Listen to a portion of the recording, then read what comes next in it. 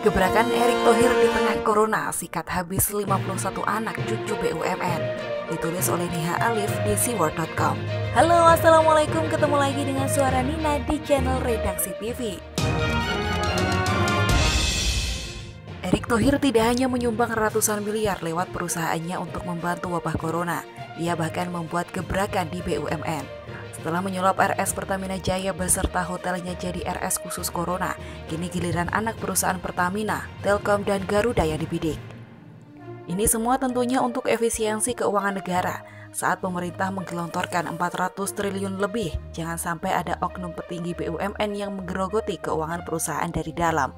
Momen inilah yang dimanfaatkan Erick Thohir untuk gerak cepat memangkas anak cucu perusahaan yang ada. Seperti dilansir dari tribunnews.com, Menteri Badan Usaha Milik Negara atau BUMN memangkas 51 anak cucu usaha perusahaan plat merah di tengah pandemi virus corona yang sedang terjadi di Indonesia. Erick Thohir pun tetap melaksanakan tugasnya dengan membuat gebrakan terbaru di BUMN. Hal ini dilakukan Erick agar perusahaan BUMN fokus menjalankan core bisnisnya. Di sini juga sama bahwa GCG, Good Corporate and Governance, fokus pada core bisnis efisiensi yang berkelanjutan agar kita terus sehat, ujar Erick saat telekonferensi dengan wartawan pada Jumat 3 April 2020. Dari 51 anak cucu BUMN yang dipangkas itu berasal dari 3 perusahaan, yakni PT Garuda Indonesia, PT Pertamina, dan PT Telkom. Di Garuda Indonesia, jumlah anak dan cucu usaha yang dipangkas sebanyak 6 perusahaan. Di Pertamina ada 25 anak cucu usaha yang ditutup dan Telkom 20 anak cucu usaha. Salah satu anak cucu perusahaan BUMN yang dipangkas Erick Thohir yakni PT Garuda Tauberes Indonesia. Garuda Tauberes online dari kargo, sebenarnya bisnis kargo Garuda sudah ada, kenapa mesti ada switch off lagi, kan tinggal ditambahkan saja divisi yang ada, kata Erick. Nantinya pemangkasan 51 anak cucu usaha BUMN ini akan menggunakan skema merger, likuidasi ataupun divestasi.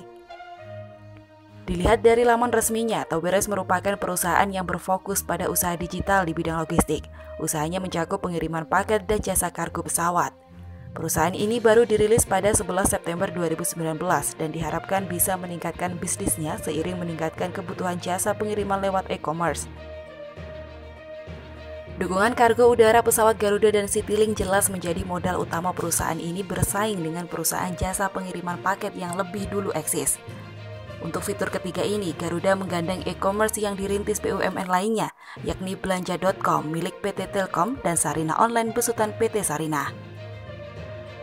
Untuk Pertamina sendiri, seperti yang pernah saya tulis dahulu, memiliki 142 anak cucu perusahaan. Kalau hanya 25 yang ditutup, berarti hampir 120 lainnya sesuai dengan inti perusahaan induk, selain rumah sakit dan hotel yang bisa menampung pasien corona. Selain itu, anak perusahaan yang bergerak di bidang konsultasi, air minum atau kapal memang seharusnya ditutup. Begitu juga dengan Telkom yang banyak memiliki anak cucu perusahaan yang jauh dari intinya. Sebelumnya Pertamina dan Telkom juga sempat ditegur Erick Thohir lantaran membuka sekolah atau universitas sendiri.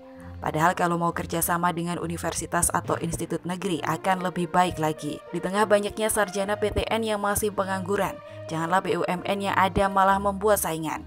Alih-alih membuka universitas khusus, sebaiknya BUMN itu bekerja sama dengan universitas negeri untuk menampung lulusan mereka sebanyak-banyaknya. Erick Thohir benar-benar serius membenahi BUMN dan tak terpengaruh situasi yang ada. Malahan segala sumber daya yang ada ia gerakkan untuk membantu Jokowi melawan wabah corona. Saat staf sus Jokowi beserta jubirnya banyak melakukan blunder kerja, Erick masih kokoh memimpin BUMN. Saat oposisi beramai-ramai menantang kebijakan Jokowi dan memanfaatkan celah untuk menumbangkannya, Erick tampil sebagai menteri yang bisa diandalkan. Gebrakannya menimbulkan sentimen positif rakyat di tengah hiruk-pikuk politik yang ada. Semoga nanti Erick Thohir bisa mendapat kesempatan lebih jauh. Setelah sukses menjadi Menteri BUMN, dia bisa menjadi kandidat capres di 2024. Erick benar-benar orang yang bisa dipercaya. Tak salah Jokowi sangat mengharapkannya. Begitu juga rakyat Indonesia ke depannya. Semoga keseriusan Jokowi dan tangan dingin para menterinya bisa membuat Indonesia lebih cepat keluar dari wabah corona.